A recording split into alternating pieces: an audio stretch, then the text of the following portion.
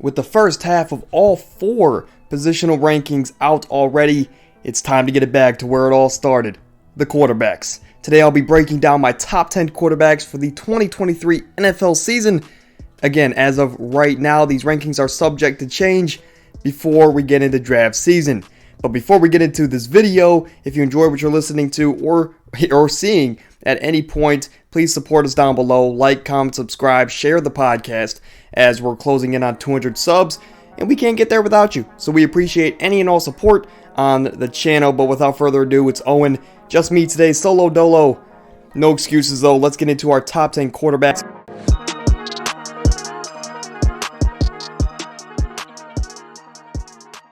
We're going to start here with Tua Tagovailoa.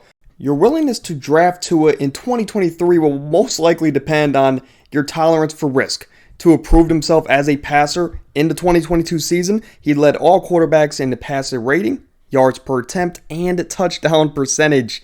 There is that constant concussion risk, though. With the 2 brain injuries he had last season, especially the one early on against the Bengals on that Thursday night. It's hard to believe he could be a consistent quarterback one with those concerns, but disregarding those concerns, he's still in an offense with 2 dynamic playmakers in Tyreek Hill and Jaylen Waddle, who those guys, not to insult your intelligence, but they have touchdown potential on each and every play with their speed and playmaking ability. To me, Tua is still a low-end quarterback one if he's healthy, and if I miss out on the top guys, I'm going to be okay with grabbing Tua later on. My number 9 is going to be Mr. Dak Prescott, the leader of America's team, and we're going to start off with the negatives here for Mr. Dak, as he's coming off of probably his worst career year. He's throwing an NFL high 15 interceptions. He's missed significant time with injuries in 2 of the last 3 years. And not to mention his passing efficiency numbers are trending in the wrong direction. On a per-game basis, Dak, his passing yards per game went down by about 50 yards last season. So, okay, we know he's struggling in the air. How about on the ground?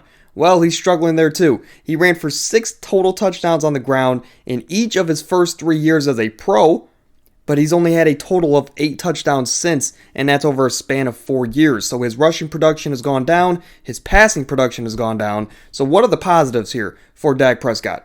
Well, to me, this is a crossroads type of year for Dak Prescott as he finished as the quarterback 2 in 2019. When he was a young pup, and that gave us a glimpse of what his fantasy ceiling could look like on a year-in and year-out basis.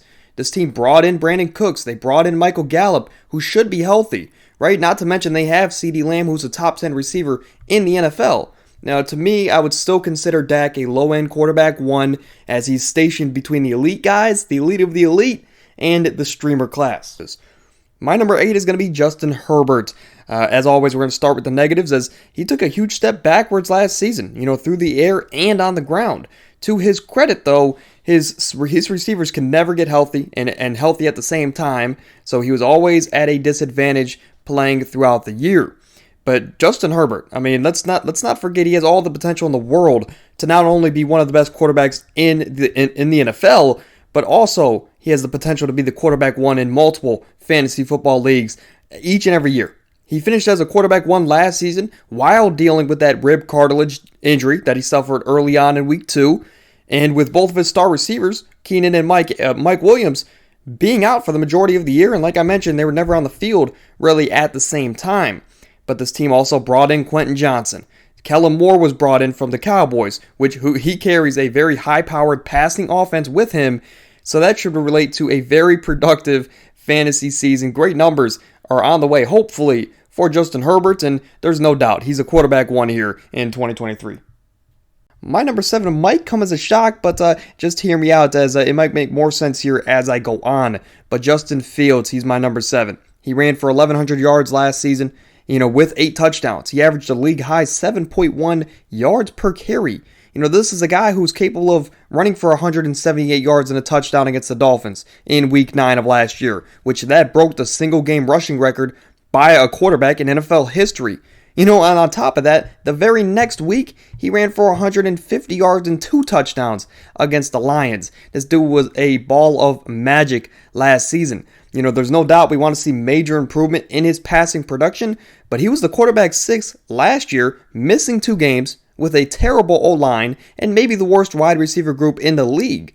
Imagine what he could do with an improved O-line that happened this offseason, an improved receiving core, most notably DJ Moore. I'm excited to see if he could take that next major leap like a Jalen Hurts did last season.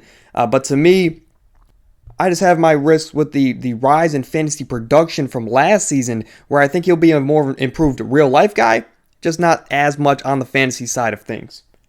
My number 6, again, hear me out, as it's going to be Trevor Lawrence. He finally began to blossom in 2022 under the tutelage of first-year Jags head coach Doug Peterson.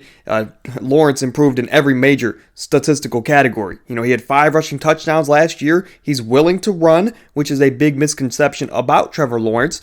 This team added Calvin Ridley to their already solid wide receiver room, and he has a lot of receiving options here on this offense. I'm expecting Trevor to be in the MVP conversation this year, and in that division, competing for a top seed in the AFC. I will say that the only negatives here is for fantasy sakes, he doesn't have I don't think he has the high floor or the high ceiling of the other top 5 guys, or maybe even a guy like Justin Fields, who we've already mentioned. I think Lawrence, his floor is going to be lower than a lot of these guys on his list. But if he can have if he can have the year I believe he can, he's going to be right here at number 6.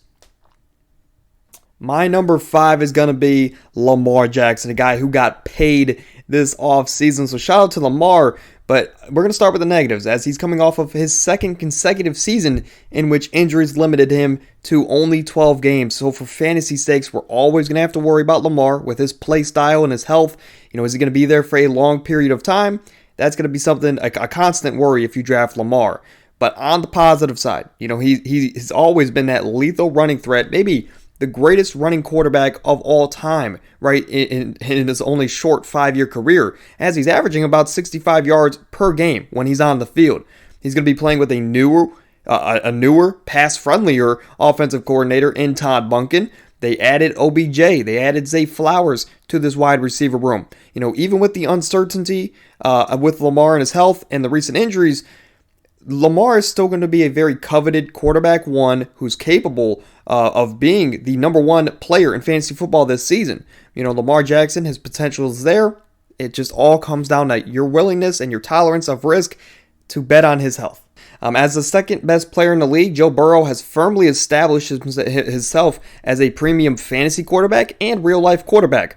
Joe Burrow finished as a quarterback 4 last year with a career high in passing touchdowns and 5 touchdowns on the ground. So he does it all here for our fantasy football teams. Their O-line this offseason has improved dramatically. And not to mention, he still has Jamar Chase, Tyler Boyd, and T. Higgins at his disposal. Maybe the best trio of receivers there in Cincinnati. I think Irv Smith can even have a bigger year, as I talked about him on the last tight end episode. Burrow has maybe the best weapons in the league, and I think at this point it's undisputable. And that's why, to me, he's going to be a consensus top 5 quarterback that you should take in your fantasy leagues in the 2023 season. My 1C, you heard it correctly, and you see it correctly. I did cheat a little bit, but that's how close these top 3 guys are. You can have them in any order, and nobody could argue, right? But for me, 1C is going to be Patrick Mahomes. He's the best player in the league. He's arguably the best pure passer we've ever seen in the NFL league history, right? He averages about 24 fantasy points a game in his career. Not to mention, last year there was doubts on Tyreek Hill's out the door. Is he going to be able to have that same fantasy production? Guess what the best player in the league does? He comes out and plays just like that. He wins the MVP, and he has a career year without one of the perennial wide receivers that we have in the NFL in Tyreek Hill. But he's in the middle of his peak. He's coming off of his second quarterback 1 finish. I believe he's just the overall the safest bet you can make at the quarterback position. He still has Andy Reid. He still has Travis Kelce by his side. And with a hungry Kadarius Toney there. Shout out to the Gators. But they have a hungry Kadarius Toney who's looking to take a legitimate step. Again, Pat Mahomes is the safest quarterback you could take this year. I just think that the other 2 guys ahead of him might have just a tad bit more upside. My 1B might be a surprise, but it's Josh Allen, and the negatives here is that you're going to have to pay that high second-round price or third-round price here for a guy like Josh Allen. So you're going to be committing a lot into a quarterback, which in years past it seemed like we can wait on quarterback, take him in the 8th, 9th round. Nowadays, it's like the mantra has switched, the strategy has switched, and we should be taking these guys earlier than ever, right? But you're going to have to pay that high price for Josh Allen. But on the positive side, he finished as the quarterback 2 in fantasy scoring last year after finishing as a quarterback 1 in 2020 and 2021. So he's been in the middle of his peak. He's been on fire, and he remains capable of putting everybody's fantasy teams on his back each and every week, each and every year, right? Or at least the last couple. He's thrown for more than 4,000 yards in 3 straight seasons, and he's finished with 35 to 37 touchdowns in every year during that span. You know, he's always had that immense value with his legs. He runs for about 700 yards or 700 plus yards on the ground in each of his last 2 years. Not to mention he also gives you about 6 touchdowns in the first 5 years of his career on the ground. He's going to be the first quarterback drafted in most leagues. To me, I think just the guy ahead of him has, again, it's so close. I think the guy ahead of him just has a little bit more upside. And my 1A might be buying into the hype, might be recency bias, whatever you want to call it, but I've seen the upside and I've seen the potential that a guy like Jalen Hurts can be, who comes in at my 1A. And after showing the flashes, like I said, in 2021, he took that superstardom leap in 2022 as he's now probably a top 5 quarterback we have in the NFL. And I will say he averaged about 25.5 fantasy points a game last season. With the rushing upside and with the passing dominance, he led the league with about 25.5 points a game. I do want to remember that he did miss 2 games last year, so let's remember that for that shoulder injury. But he ran for 13 touchdowns last year, and he's had 23 rushing touchdowns over the last 2 seasons. He averages about 51 yards a game on the ground over these last 2 years, so he brings that immense rushing upside that Josh Allen brings, right? Not to mention he plays with one of the best offensive lines in football, and he might have the best receiving core in the NFL. He has A.J. Brown, he has Devontae Smith, Dallas Goedert, one of the best trios in the NFL. All of those guys are super dynamic with the ball, can all make something crazy happen. And if they can't, Jalen Hurts can still get it done by himself on the ground.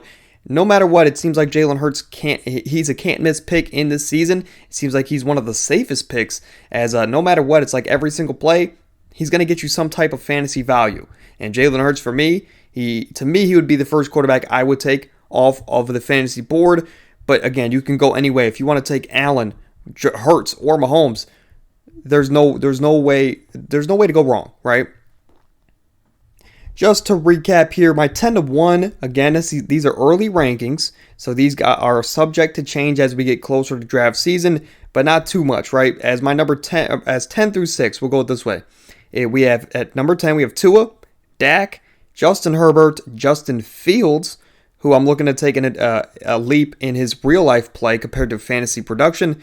And my number 6 will be Trevor Lawrence. My 5 through 1 is Lamar, if he's healthy, Joe Burrow at 4, and my 1A, B, and C is Jalen Hurts, Josh Allen, and Pat Mahomes. You can go either or. You can change those rankings around.